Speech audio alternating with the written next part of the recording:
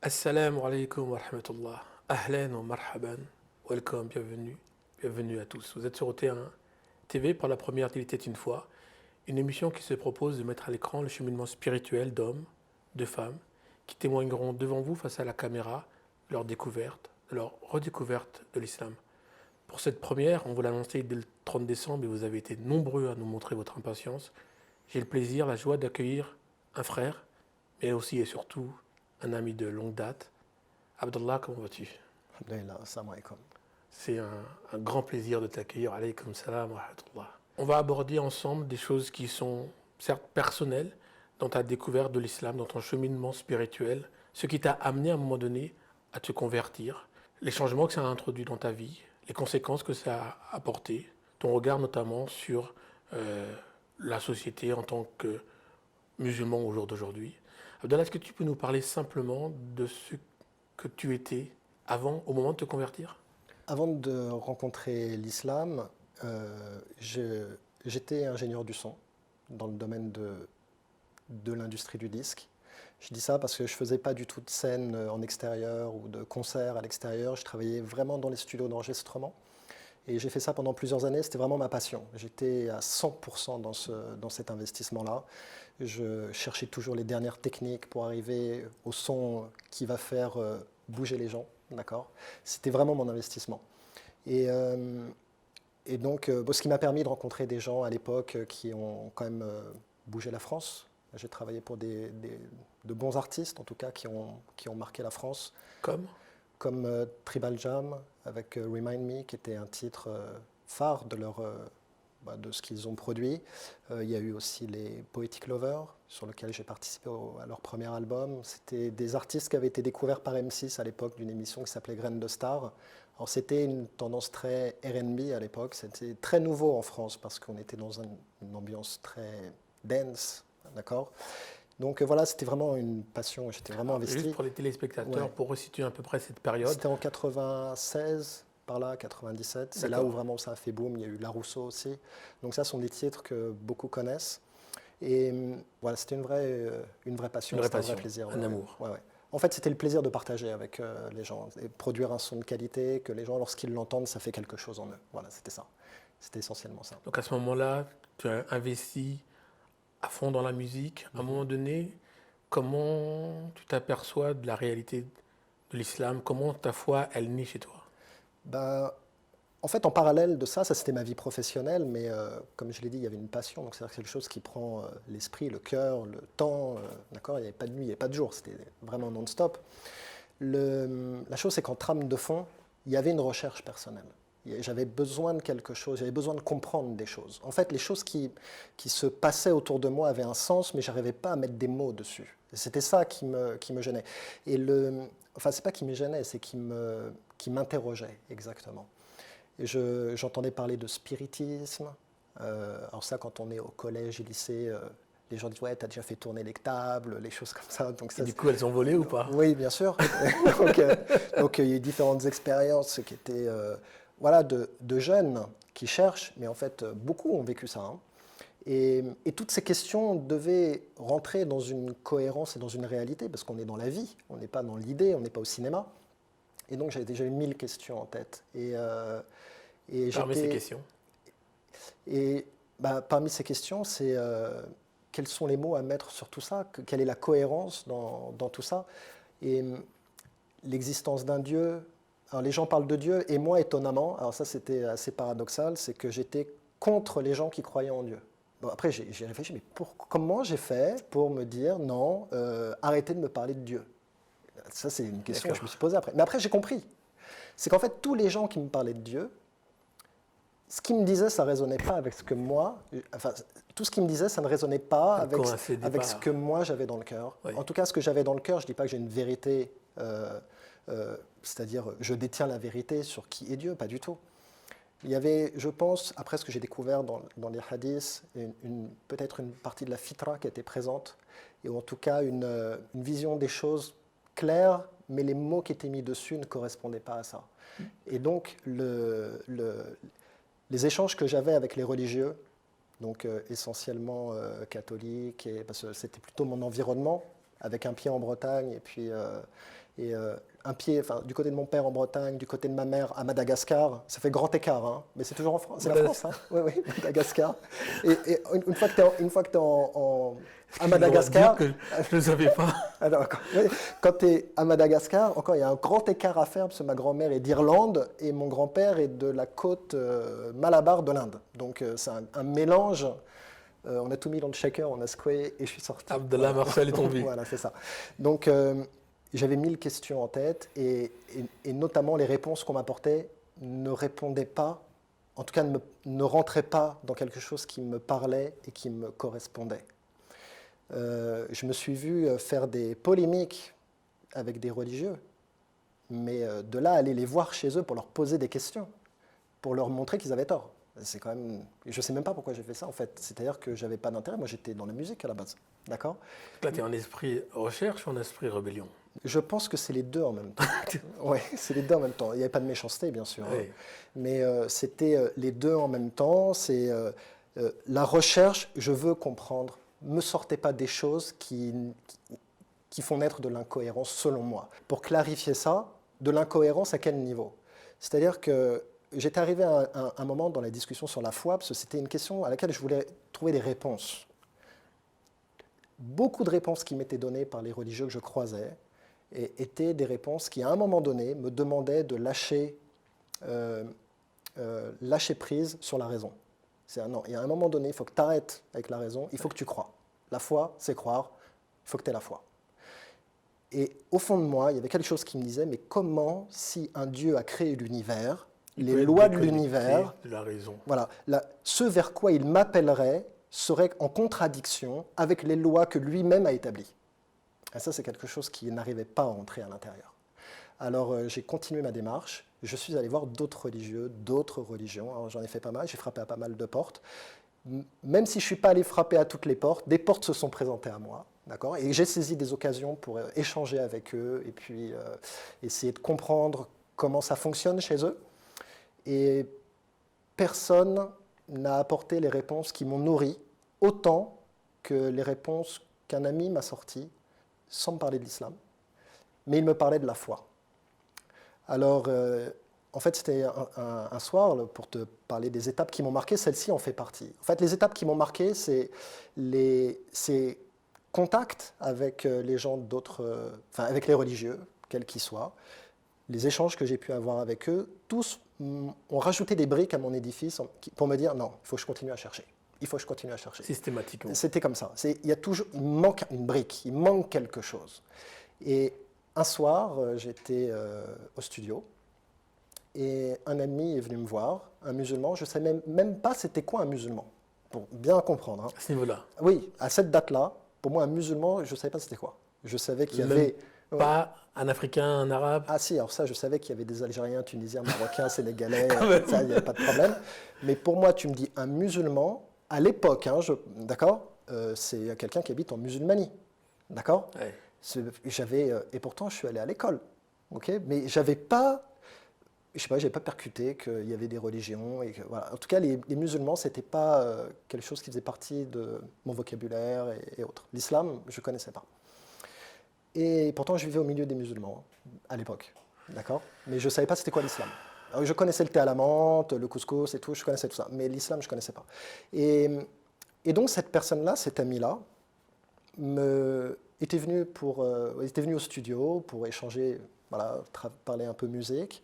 Et d'un coup, il a embrayé sur la foi. Et il a commencé à me parler des anges. Dans le studio. Oui, oui. Oh, c'était calme. Hein. Certains diraient, si tu me permets, au milieu des shéatines, il vient te parler de Malaïka d'ange. Ouais, ça c'est peut-être un sujet auquel il faudra en parler un peu, mais il n'y avait pas de shéatine, je pense pas. Enfin, peut-être, à voir. Il vient et donc il embraye, mais je ne sais pas pourquoi. Bah, après, je vais le dire, parce qu'il m'a expliqué après. Et il me dit, mais... voilà, il me parle des anges. Alors là, je reste et j'écoute. Mais j'écoute son histoire comme j'écoute un film d'Hollywood. Il était une fois. Ah non, mais c'est-à-dire, dans ma tête, je voyage. D'accord ? C'est un Spielberg. Voilà, c'est ça. Il me parle des anges, il me parle des livres, il me parle du jour du jugement, il me parle de l'enfer, il me parle du paradis. Mais jamais il utilisait un mot en langue arabe. Il m'a parlé qu'avec des mots simples. D'accord ? Il me parle de Dieu, du Créateur. Je bois ces paroles comme un abreuvé qui a traversé le désert pendant 1 mois et on lui donne 1,5 litre d'évian. D'accord? Enfin. Tous les mots qu'il m'a dit, ok, tous les mots qu'il m'a dit, donnaient un sens à ce qui me manquait depuis toutes ces années comme sens à ma vie. D'accord? C'est-à-dire qu'en fait, et c'est comme ça que j'ai conclu. Je lui ai dit, écoute-moi, tu es en train de me donner des mots, tu es en train de mettre des mots sur des choses dont j'étais sûr, mais je ne connaissais pas le vocabulaire. Ni la question, ni la réponse. Voilà, c'est-à-dire une personne qui toute sa vie boit avec ça, et un jour quelqu'un lui dit, mais ça s'appelle une tasse. Oh, arrête, non, c'est pas vrai. Purée, mais je connais ça, mais je ne savais pas comment ça s'appelait. Et donc là, j'ai conclu, la discussion s'est arrêtée, je lui ai dit, de quoi tu me parles exactement? Parce que là, maintenant, il fallait voir, c'est quoi tout ça. Et là, il me dit, mais je te parle de l'islam. Je dis, mais je ne connais pas, c'est quoi? À ce niveau-là. Ah oui, bah oui. Oui, non, sincèrement, je ne savais pas du tout ce que c'était. Et donc là, il m'a dit, bah voilà, les musulmans, bah après, il a parlé un peu plus pratico-pratique, je dirais, et il m'a invité à passer à la mosquée pour rencontrer d'autres musulmans, et là, j'ai vu les premières... La première fois où tu te déplaces et tu vas à la mosquée. Voilà, je vois les gens qui se prosternent, et voilà. Et c'était l'époque, ça c'était vers 93. En 93, pour ceux qui se souviennent, sur tous les journaux de télé, on parlait de l'Algérie, dans cette période-là. Hein. Et les musulmans n'avaient pas forcément bonne cote, et surtout les gens avec la barbe. Martial, si tu me permets, à un moment donné, on est en 93. À peu près, donc ouais. tu as cette image-là, des problèmes algériens qui arrivent à la télé, et toi, tu arrives pour la première fois à la mosquée. Est-ce que tu te rappelles ce que ton cœur a aperçu, a ressenti la première fois où tu vois ces personnes en train de se prosterner devant toi? Alors déjà, oui. Alors, 2 choses. À cette époque-là, j'étais tellement pris dans mon travail que les problèmes qui se passaient en Algérie, je ne les connaissais pas. Je voyais des images à la télé, mais je ne regardais pas la télé. D'accord? Donc déjà, je n'étais pas très touché par ça. Maintenant, certains diraient que tu étais protégé. Oui, peut-être. Après, lorsque je suis allé à la mosquée, j'ai vu tous ces gens se prosterner. J'ai eu, au fond de mon cœur, comme une gêne de... Je ne suis pas à ma place. Dans le sens, ils font une chose que moi, je ne fais pas. Voilà, il y avait ce côté-là. Et j'étais un peu comme mal à l'aise de ne pas partager avec eux ça. OK ?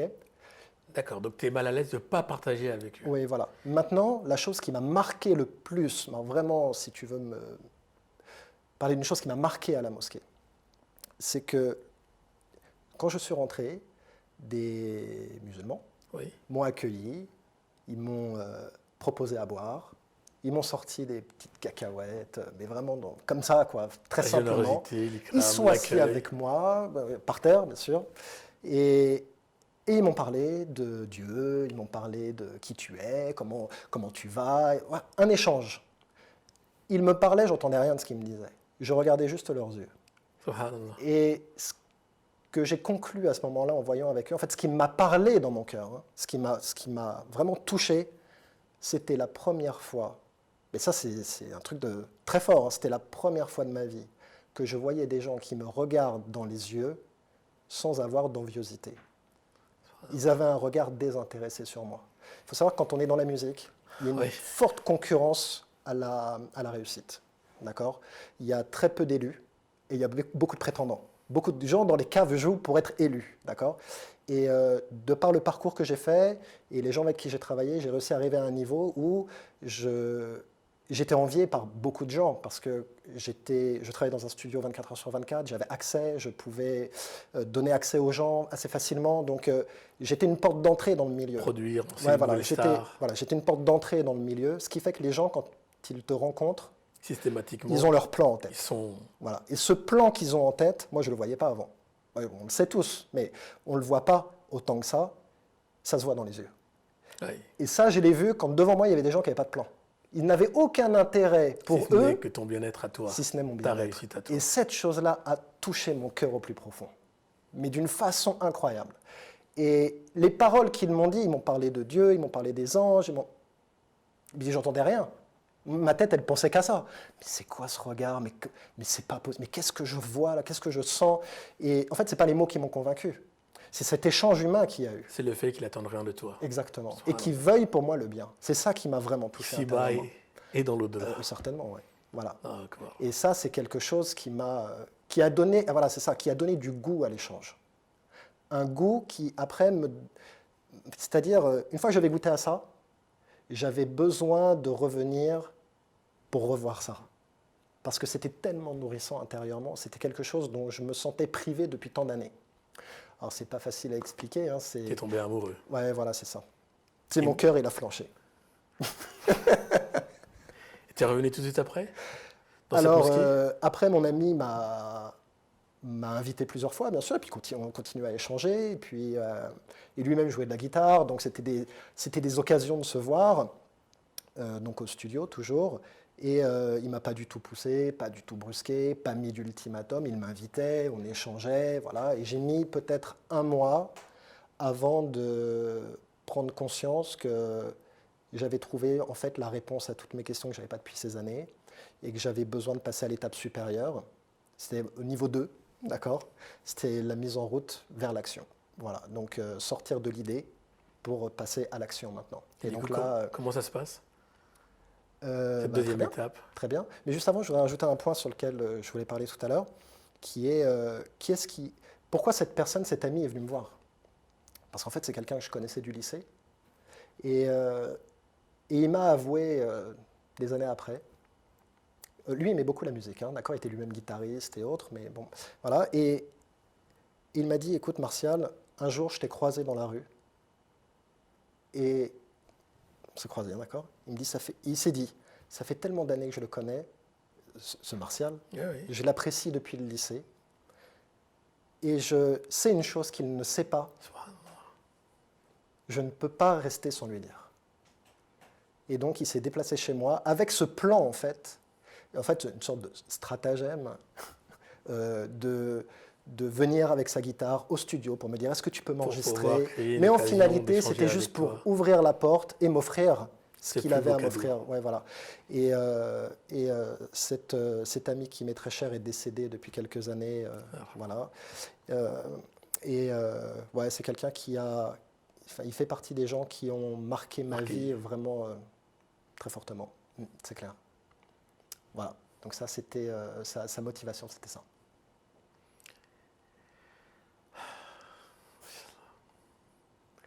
Ah, c'est touchant parce que c'est une partie de la vie, quoi. C'est clair. Mm. Du coup, à un moment donné, tu décides de faire le pas et tu fais l'acte de conversion. Tu te convertis à l'islam. Oui, tout à fait. Alors est venu le moment où il a fallu passer à l'acte. C'est-à-dire que, enfin, quand je dis qu'il a fallu passer à l'acte, attention, il n'y a pas d'épée de Damoclès qui était au-dessus de ma tête, hein, pas du tout. C'est que lorsqu'on... Comprends-t-on bien les termes? C'est Oui, qu'à un moment donné, non mais j'ai compris ce que tu veux dire. Non, si je devais le mettre autrement, l'homme amoureux de la femme, il faut qu'il lui déclare son amour, il faut qu'il l'embrasse. Donc à un moment donné, quand tu dis je décide de passer à l'acte, c'est que tu déclares ton amour ouais, à Dieu subhanahu wa ta'ala. voilà, exactement. Et bah, la chose s'est passée simplement à la mosquée où je me suis dit, voilà, là j'ai toutes les cartes du jeu en main. Qu'est-ce que je fais maintenant?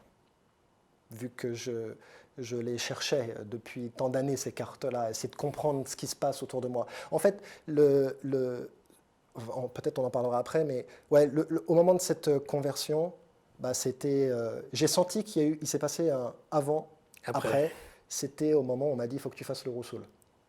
d'accord. Alors, et j'ai bien senti que avant et après, c'était là que ça basculait vers l'islam. Abdallah, merci beaucoup. Je te propose qu'on fasse un petit interlude et on reprenne ce merveilleux échange juste après. Je vous dis à tout de suite, Inch'Allah. Barakallahu fikum.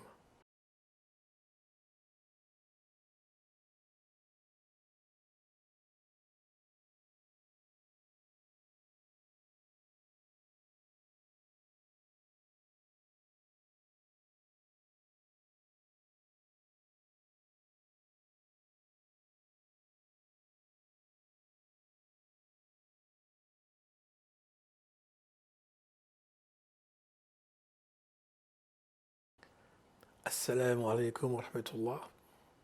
Pour ceux qui ont raté la première partie. Aujourd'hui, nous accueillons Martial Foucault. Tu nous disais juste à l'instant qu'au moment de te convertir, on t'a invité à faire le Rossoul. Qu'est-ce que c'est le Rossoul?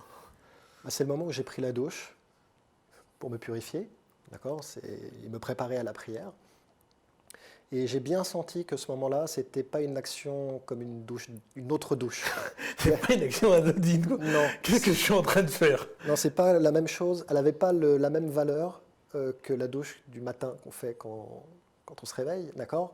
C'était vraiment, là, il y avait un engagement et ça impliquait des choses derrière. Juste Abdallah, si tu me permets, à un moment donné, la personne, lorsqu'elle va se convertir, elle fait ce qu'on appelle les grandes ablutions, la douche spirituelle, qui est une purification du corps.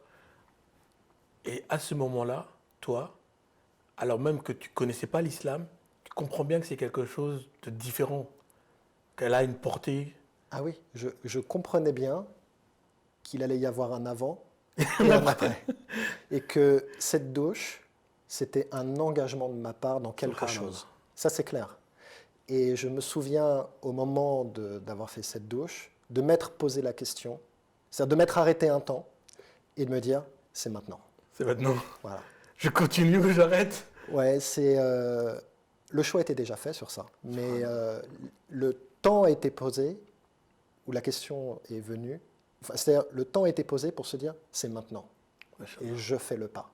Et ce pas a été fait, et sans regret, bien sûr. Il n'y a même pas de bien sûr. Sans regret, je confirme.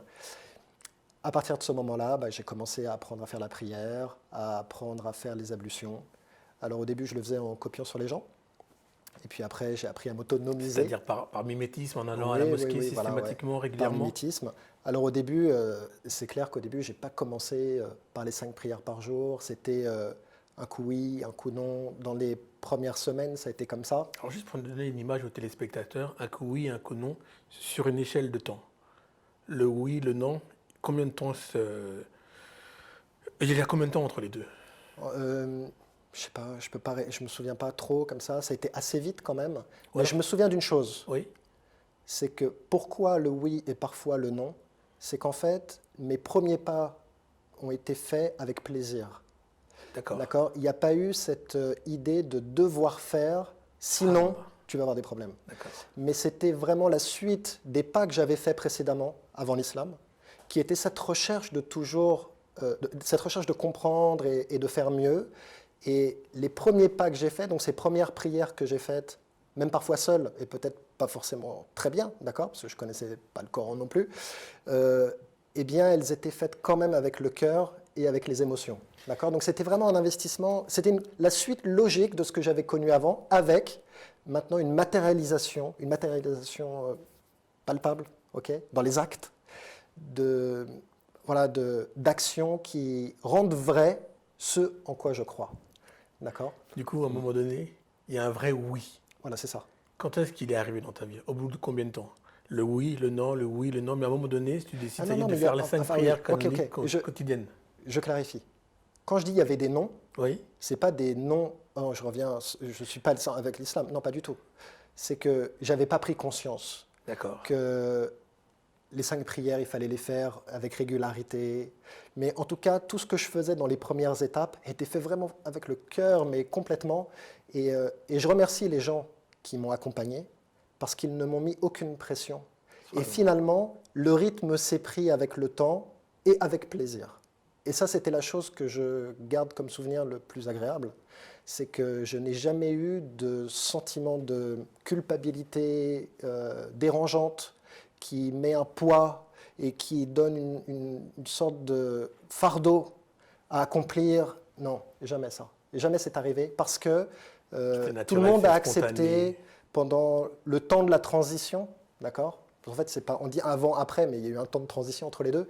Mais ça, c'est les choses normales de la vie. Tout à fait. Le jour et la nuit ne s'enchaînent pas d'un coup, comme avec un interrupteur. Les saisons intermédiaires existent aussi, entre l'hiver et l'été.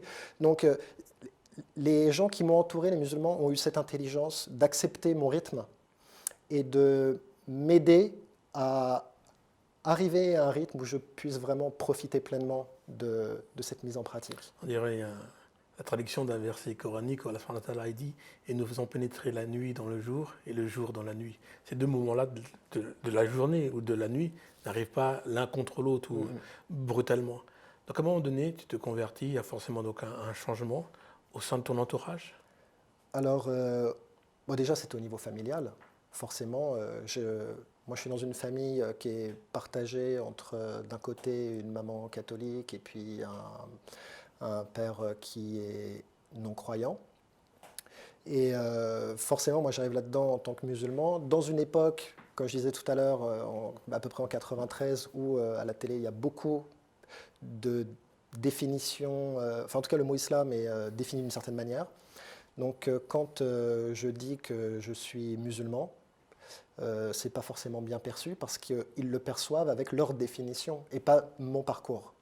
Alors, quand je viens tout rayonnant en disant super, j'ai la réponse à mes questions, là, ils comprennent pas trop. Enfin, les gens comprennent pas trop ce qui se passe. Mais ou du moins, c'est la réponse qu'ils comprennent pas. Ouais, ils comprennent pas mon enthousiasme. Avec toutes les réponses qu'il y avait, voilà. Tu as trouvé que l'islam pour te répondre à toutes tes interrogations personnelles. Voilà, donc j'ai pris des modes de réaction, d'attitude qui n'ont peut-être pas été les bonnes méthodes, peut-être avec du recul. C'est que j'ai eu, pour éviter les clashs et éviter les conflits, j'ai caché les choses. D'accord, j'ai minimisé et je n'ai pas peut-être abordé les choses dans la discussion et dans voilà, l'échange qui aurait permis peut-être de mieux se comprendre. Parce qu'en fait, tout le monde s'aime. Oui. Les gens que je côtoyais avant l'islam m'aimaient bien et je les aimais bien. Mais ce qui a mis ces distances pour certains avec moi, c'est leur compréhension de ce qu'était l'islam selon eux. D'accord ? Pas moi. Parce que moi, ils m'aimaient bien avant. D'accord ? Pour revenir juste sur ça, il n'y a pas l'existence d'un Martial Foucault en rupture de la société avant l'islam. Tu es quelqu'un qui est aimé des gens et les gens t'aiment à ce moment-là. Tu as des questions personnelles qui te font cheminer à l'islam. Exactement. Mais il n'y avait pas de rupture avec la société ou avec ta famille. Non, pas du tout. Et même après l'islam, je n'ai pas été en conflit. J'ai plus fait face à des incompréhensions venant des gens qui m'entouraient que moi qui me mets en porte-à-faux avec eux. Voilà, donc ça m'a demandé donc de prendre des distances et je m'étais dit, ok, c'est pas en leur expliquant qu'ils vont comprendre, mais c'est en leur montrant. Martial, on se connaît depuis très longtemps. Tu es quelqu'un qui m'a toujours interloqué. À un moment donné, tu nous dis, là, aujourd'hui, j'ai cheminé, je suis arrivé à l'islam comme ça. Ce que je sais aussi de toi, c'est que notamment dans ton entourage, dans ta fratrie, d'autres personnes ont aussi accepté l'islam ? Oui, bien sûr. Donc, mon frère, ma sœur ont accepté l'islam un an après, donc chacun un an après à peu près. Et ce qui est assez drôle, c'est que, bon, bien sûr, j'ai fait beaucoup d'invocations pour eux et pour toute ma famille, hein, c'est pour tout le monde, bien sûr. Et ce qui est drôle, c'est quand on les écoute raconter leur histoire et leur point de vue, finalement, je ne figure pas dans l'histoire de leur conversion. Et je ne suis pas le moteur et la cause, même si certains de mon entourage ont cru que c'est moi qui leur ai boré le crâne, on va dire. Mais dans les faits, ce n'est pas du tout ça qui s'est passé. Ce sont trois histoires différentes exactement. Qui ont toutes coïncidé vers la même finalité, si on pourrait le dire comme ça. Oui. Voilà, c'est ça. Inch'Allah. Donc, ce cliché aussi de la rupture avec la famille, ça n'existe pas. Elle est là, la rupture avec la famille. Elle a existé parce qu'il y a eu cette incompréhension. Oui. D'accord ? Et elle a perduré dans le temps. D'accord ? Et donc, c'est pour ça, ce que je disais tout à l'heure, c'est que j'ai compris que ça ne servait à rien de trop parler, il valait mieux montrer. Et donc, quoi de mieux que d'avoir devant les yeux une démonstration de faits et d'actions que de paroles. Et donc, rapidement... Au quotidien, comment ça se vit ? Montrer. Plus que des paroles, montrer. Comment tu être. Être. La religion, le din, c'est la vie. Ça.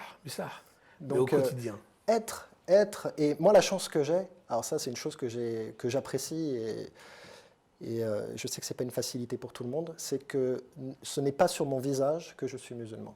Alors là, peut-être certains vont dire oui, mais quand même, quand on voit ton look, on voit que tu es musulman. C'est pas vrai parce que, regarde, la dernière fois, j'étais à un feu rouge dans Paris et il y a un gars à côté qui me fait comme ça au carreau. Et il me fait comme ça. Ah oui. Et je descends mon carreau, il me dit hipster, hipster. Hipster. Ok. Et lui aussi, il avait une barbe, il me dit mais comment t'as fait pour qu'elle soit si grande? Je lui dis patiente, patiente. Et Inna Allah ma'a sabirin. Et alors, certes, donc, Allah, il est avec les patients. voilà, donc moi, j'ai pas le look du musulman, on va dire. D'accord? C'est sûr que quelqu'un qui vient avec un prénom musulman ou d'origine d'un pays musulman, donc qui a un physique plus typé, d'accord? Lui, il a du mal à passer entre les mailles du filet. Mais dans les boulots que j'ai faits, notamment lorsque je travaillais dans une communauté, une ville, dans le service informatique, j'étais comme je pensais qu'un musulman devait être, serviable, au service, à l'écoute, voilà, désintéresser des gens, en tout cas de ce qu'ils possèdent, voilà, et de leur statut, être dans l'aide et dans Quelque l'entraide. part, tout ce qui te manquait avant ta conversion, tu l'as montré, c'est-à-dire le désintéressement du matériel, d'être un arriviste. Ouais, enfin, c'est pas trop ça qui m'a motivé. En fait, c'était pas trop ça qui m'a motivé. Enfin, non, ouais, je dirais pas ça. Là, la chose, c'est que dans le travail, je pouvais m'exprimer dans les actions, d'accord, mais les gens n'avaient pas ce prérequis, cette idée en tête, oui, parce qu'il est musulman, c'est que derrière, il doit y avoir une ruse, ou il y a, D'accord. d'accord, ou c'est-à-dire, ils le prenaient vraiment comme, souvent on m'a dit, vraiment, Martial, t'es quelqu'un de bien. Mais au fond de moi, je sais, non, je ne suis pas quelqu'un de bien, je suis un musulman. Et ce que je fais, j'essaye de le faire du mieux que je peux, parce que il faut que je sois reconnaissant envers celui qui me donne tout. Alors juste pour que l'ensemble des téléspectateurs comprennent un peu, Mhm. à ce moment-là, quand tu es au travail, les gens savent que tu es converti ou ne Non. le savent pas? Ne le savent pas, hein? Non, ils ne le savent pas. D'accord. Puis ils n'ont pas besoin de le savoir, d'accord? Ils le savent quand ils me voient faire la prière. Bien sûr, là, ils le voient. Oh, qu'est-ce qu'il fait, d'accord? Mais ils n'ont pas besoin de savoir que je suis musulman. Ils le savent quand ils viennent me rapporter une bouteille de vin pour me remercier d'un service, d'accord? Et que tu la refuses. Voilà, donc là, ils apprennent. Donc c'est des moments d'enseignement pour eux. Mais Comment tu le surtout, gères ça? Comment tu l'as géré? avec le sourire, Ce cadeau, cette bouteille de champagne à la fin de l'année, Ah, mais cette bouteille de vin pour fêter. avec le sourire. Et la personne comprend que je suis très touché du geste parce que je sais qu'il vient pour me faire plaisir, mais le cadeau n'est pas adapté. Mais je sais que son sentiment d'amour qu'il a pour moi, il est sincère vu qu'il a fait ce geste. Et c'est en ça que je le remercie. Maintenant qu'il m'ait offert quelque chose que je ne vais pas boire, beaucoup autour disent « Ah bah ça en fera plus pour les autres ». Voilà, donc c'est bon, tout le monde est content. Inch'Allah, tu me parlais de faire de la prière au travail. Est-ce que tu te rappelles donc, la première fois où tu as fait la prière? Ces étapes, les ablutions, la première fois, la prière, la première fois. Et notamment ce qui est imperceptible pour les gens, ce que tu ressentais à l'intérieur de toi-même. Oh là là. Alors, les premières fois ont été des balbutiements, hein. C'est un peu comme l'oisillon qui sort du nid, hein. D'accord? On fait la prière, mais pendant le soujoud, on regarde s'ils sont tous relevés ou pas. D'accord? Parce que ça, c'est les premières fois. On ne connaît pas le rythme encore. Donc, ça, c'est les toutes premières fois. Et bon, après, on prend le rythme. Alors, bien sûr, je pense comme tous les musulmans de la planète, parfois les prières sont des moments de recueillement qui procurent du plaisir intérieur et une paix intérieure, même si ce n'est pas forcément tout le temps pour moi. Mais c'est des moments privilégiés, bien sûr. Ta plus belle prière? Ma plus belle prière, oh là là, quelle question. Ce moment où tu t'es senti en harmonie avec ton Seigneur. C'est dur comme question, ça. Ce moment où le seul recours que tu as eu, c'était à travers la prière. Je crois qu'un des moments les plus solennels que j'ai vécu, c'est lorsque je suis parti faire le pèlerinage et je me suis dit, là, demain, Salat Sour, je le fais devant la Kaaba. Allahu Akbar. Bon, pour faire ça, c'est pas qu'il faut se lever tôt, c'est qu'il faut pas se coucher, d'accord? On est bien d'accord. Pour Donc ceux là, qui je sont me déjà suis dit, partis, ok, ils vont tous partir manger après l'Aïcha. moi, Moi, je vais me je poser vais partir. et je vais attendre jusqu'au lendemain matin. Allahu Akbar. Voilà. Et là, c'était un moment extra parce que, bon, c'est sûr, bon, déjà, c'est pas un lieu comme les autres, hein. C'est très vivant comme endroit.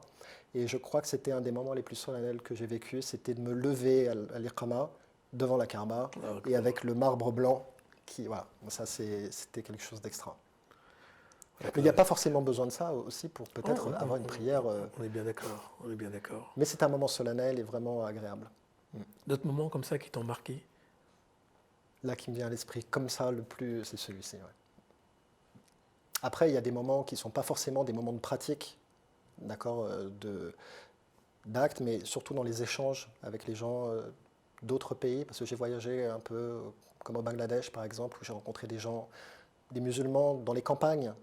Donc déjà, c'est le Bangladesh et en plus dans les campagnes. Donc il faut un peu... D'accord. Et et là, j'ai rencontré, donc de par quelques voyages que j'ai faits dans ces pays-là, des gens tellement modestes et tellement riches de dons.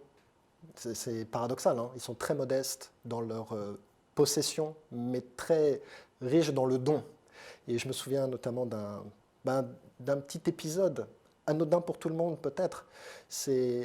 On était invité chez des gens, donc dans cette campagne d'agriculteurs. Là, on est au Bangladesh, un des pays les plus peuplés, les plus pauvres du monde. Ouais. La poussière, la chaleur, l'humidité. Et moi, je suis le petit Parisien qui arrive, d'accord, converti aux yeux blanc bleus. aux yeux bleus. Oh là là, c'était pas l'époque des selfies, hein, mais je pense que ça aurait pu fonctionner. Et 1 million de vues tranquillement. Oui. Et donc, c'est le style d'endroit quand on veut parler de la foi, c'est pas ça qu'ils veulent entendre. Ils veulent entendre mais comment tu t'es converti. Voilà. Donc, on était invités à manger. Ils nous ont servi un repas, machallah, vraiment excellent. Voilà. Et lorsqu'on est parti, la famille était restée debout. Elle n'a pas partagé le repas avec nous. Et lorsqu'on est parti, notre guide, on va dire local, nous dit sachez que ce que vous venez de manger comme viande ce soir, c'est leur économie annuelle. Et ils n'auront pas de viande pour l'année prochaine. Ce sont vraiment des gens très très nécessiteux, mais avec un don sans compter. C'est incroyable. Faites largesse de ce que vous chérissez tant. Ouais, et ça, c'est des instants qui m'ont vraiment touché profondément et que j'aimerais partager avec mes enfants, avec ma famille, pour qu'ils voient autre chose que ce que nous, on peut leur présenter ici dans notre société moderne et voilà, remplie de tout. Je vous dis à tout de suite après une petite coupure publicité.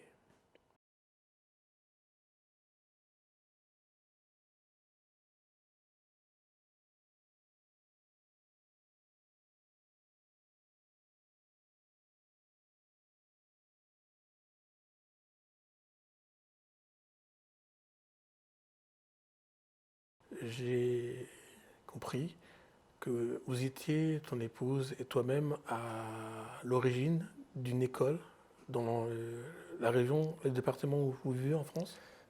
Oui, alors ça, c'est un long périple.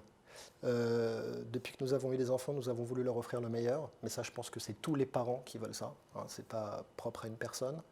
Et notamment dans l'enseignement.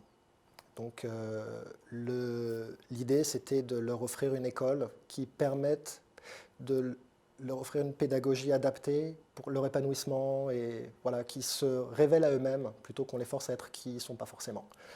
Et donc pendant des années, on a réfléchi comment monter une école. C'est une chose pas évidente parce qu'il n'y a pas beaucoup d'infos sur le sujet.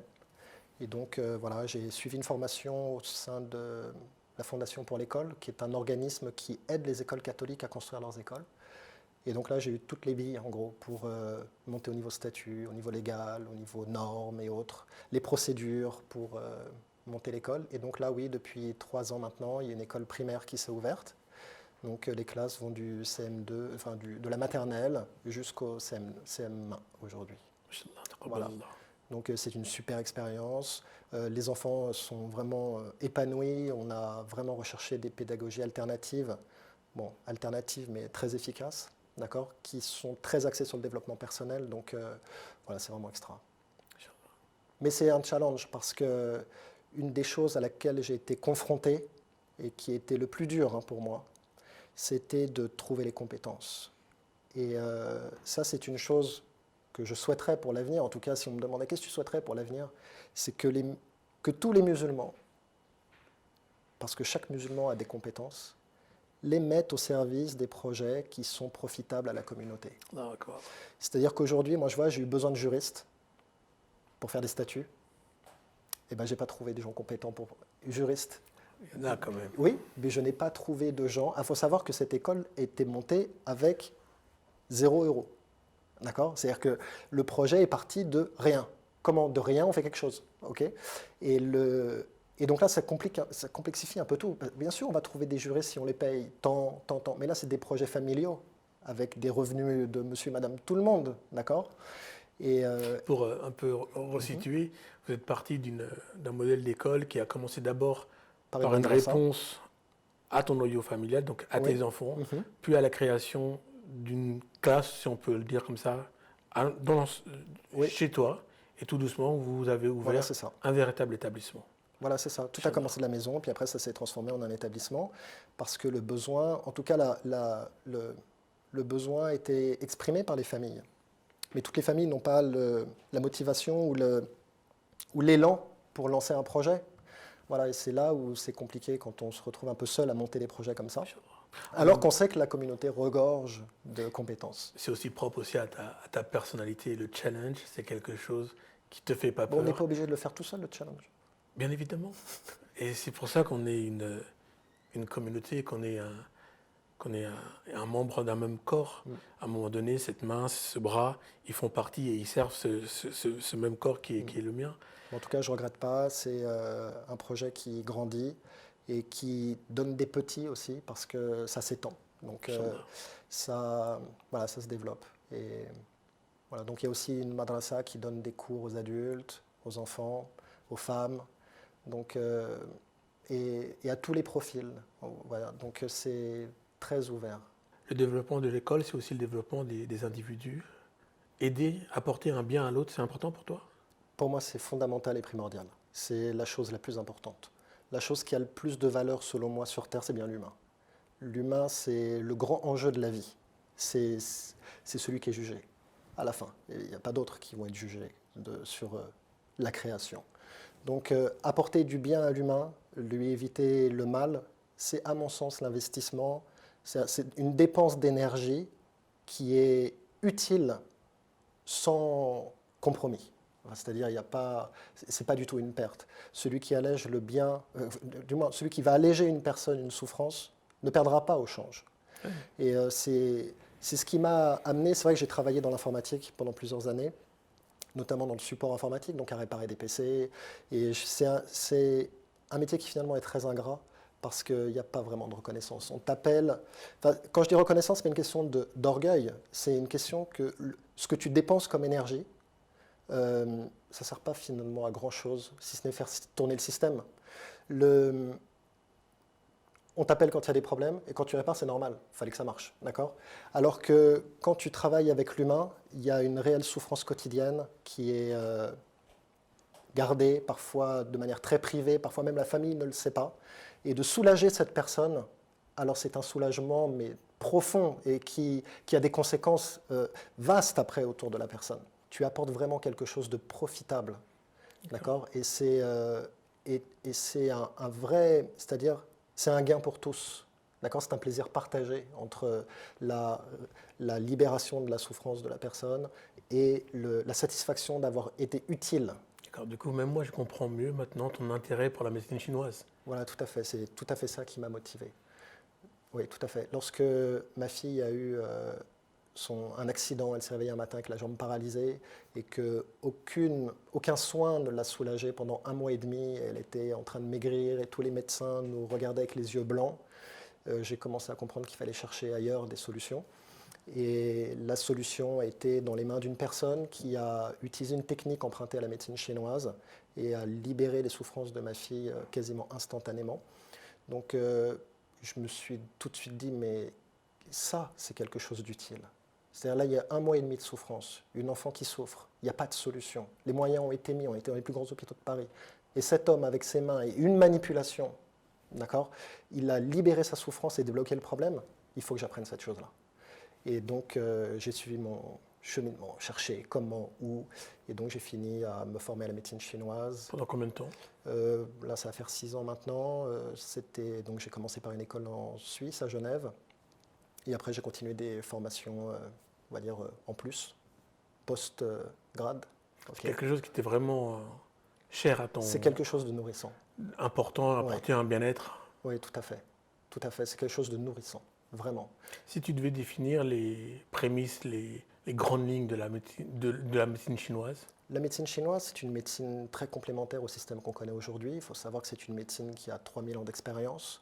Donc il y a un très grand feedback sur ce qui ne fonctionne pas, et qui s'intéresse essentiellement aux problèmes fonctionnels.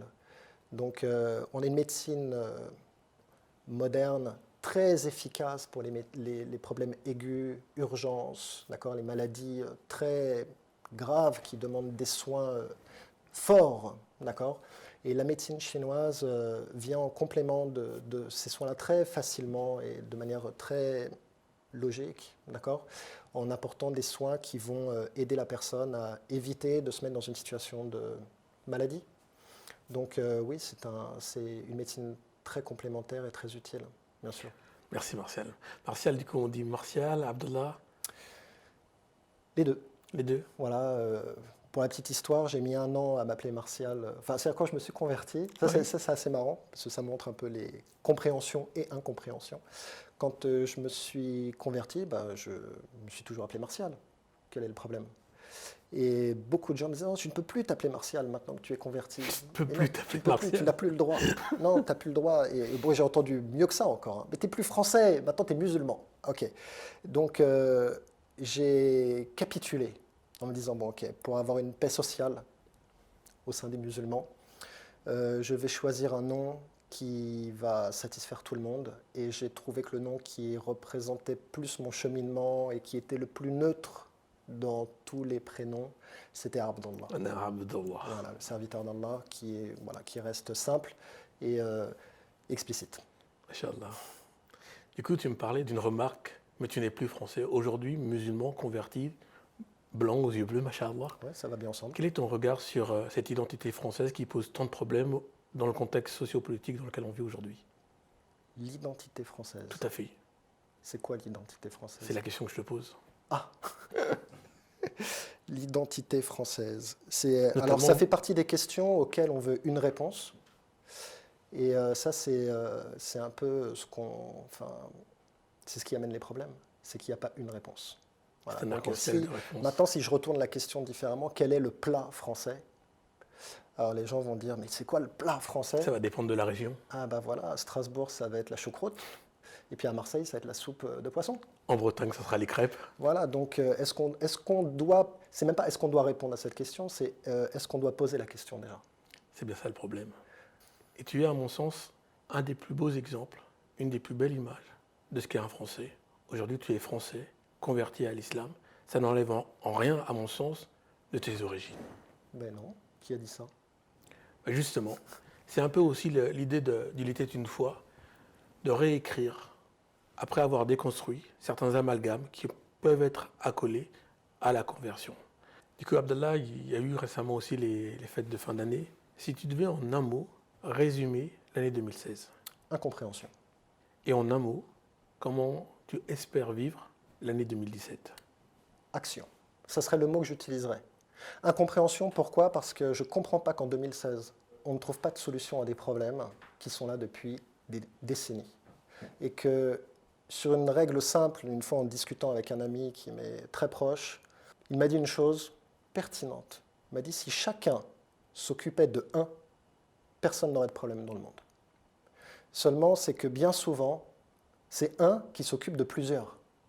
Ah, Ouais. c'est pas possible, ça ne peut pas tenir dans le temps. Mais si chacun s'occupait de un, lui s'occupe d'un autre, lui s'occupe d'un autre, lui s'occupe d'un autre, ben alors plus personne n'est seul, d'accord? Et donc la solution est pour tout le monde. Au lieu de résoudre tous les problèmes, Voilà. résolvons-en un seul. Donc si chacun s'occupait de sa part, il n'y aurait plus de problème. Donc c'est là où il y a de l'incompréhension, parce qu'on est quand même une civilisation, un peuple civilisé. Beaucoup plus personnel, martial avant l'islam en un mot. Bah alors là, moi. Après l'islam, Bah, toujours moi, en fait. Ouais, c'est comme je disais tout à l'heure, c'est la continuité. Il n'y a pas eu de révolution, je dirais. C'est la suite logique. Inch'Allah. C'est la suite C'est logique la d'un suite. cheminement spirituel. Ouais, ouais. Du coup, cet apport de l'islam dans ta vie, cette foi, Si tu devais décrire cet apport de la foi dans ta vie en un seul mot, C'est dur, un mot. c'est dur. Compréhension. Compréhension. Oui, dans le sens où la foi m'a permis de comprendre le monde tel qu'il est et pas tel que je l'imagine. Les choses sont claires. On sait comment fonctionne le système. On connaît les règles du jeu. Donc, c'est plus comme avant où on doit découvrir les règles du jeu. Beaucoup plus simple. Revenons sur quelque chose de plus large. Mhm. Comment tu définirais aujourd'hui la France en un seul mot? Triste. Quand je parle avec les gens que je croise, c'est de la tristesse que les gens expriment. Du coup, j'arrive sur quelque chose qui a touché beaucoup la communauté, l'amalgame, l'état d'urgence. Si tu devais définir l'état d'urgence en un seul mot, Inutile. Il suffit de voir le résultat. c'est une phrase. Non, je dis inutile, c'est le mot. Oui. Et l'explication? Mais en fait, le pourquoi inutile? Parce que concrètement, qu'est-ce que ça a apporté comme résultat? Voilà, donc voilà. Si tu devais apporter une solution, Œuvrer, Inch'Allah. se lever, utiliser ses compétences. Et la chose qui est dommage, c'est que beaucoup ignorent les compétences qu'ils ont. Ils se mentent à eux-mêmes sans le savoir. Ils sont bourrés de compétences mais n'y croient pas. Et ils ont un manque de confiance en eux qui pénalise tout le monde en finalité. C'est propre à toi, la réponse que je vais te demander. Mhm. Mais aujourd'hui, l'islam, il est entaché, étiqueté par différentes images. Mhm. Si tu devais définir l'islam en un seul mot, Paix. tout simplement. Salam. Peace. Merci Abdallah. Écoute, c'est moi qui te remercie parce que c'est toujours agréable d'échanger avec toi. On a fait pas mal de voyages ensemble. Si on devait parler de tes voyages, il y a des voyages en termes de lecture, des choses qui t'ont parlé, qui t'ont fait voyager, des lectures qui t'ont touché particulièrement? En fait, je dirais que ce n'est pas les livres qui m'ont le plus touché, c'est les livres qui m'ont été le plus utiles. D'accord. Notamment, je pense à deux livres. Un qui est écrit par Christophe André, qui s'appelle Libre, imparfait et heureux, il me semble, Oui. qui détaille très précisément quels sont les mécanismes du manque de confiance en soi et les pièges, comment s'en sortir et comment retrouver une bonne estime de soi, de manière à œuvrer et puis s'exprimer dans des actions qui vont être profitables à soi et aux autres. Voilà, donc je pense que c'est un livre, en plus c'est un livre qui est très didactique, qui explique vraiment très simplement, c'est pas fait pour des gens qui ont besoin de faire 8 ans d'études en psychanalyse ou en psychologie pour comprendre, c'est vraiment très simple, ça parle vraiment à tout le monde. C'est accessible. Et ouais, très bien, ouais. Et un autre livre de Gérard Collignon qui s'appelle Comment le dire. Alors ça, Comment le dire? Comment le dire. Pourquoi je le trouve intéressant, c'est que, comme on disait tout à l'heure, on ne s'entend plus, enfin, du moins on ne s'écoute plus et on ne se comprend plus. Parce qu'on ne comprend peut-être pas à qui on a affaire et on ne sait pas comment parler, peut-être on ne se connaît pas nous-mêmes correctement, voilà, on a chacun nos affinités, nos sensibilités, et apprendre à comprendre le profil des uns et des autres nous permet de donner les mots justes à chacun et d'éviter les discordes inutiles. Parce que finalement, dans tout ce vacarme, il n'y a que de l'incompréhension, il n'y a pas vraiment forcément de la haine. Martial, merci. Merci beaucoup, Barakallahu Fik. J'espère que vous avez pris autant de plaisir que moi à te découvrir. Je te remercie, Martial, pour cet échange qu'on a eu à cœur ouvert. Moi, je vous remercie tous, je te remercie vraiment et toute l'équipe, c'est super. Si comme moi, vous avez apprécié, je vous dis à très bientôt pour la découverte d'un futur invité. OT1 TV, c'est aussi ça, une émission, une télé, par vous, faite pour vous. Je vous dis à très bientôt.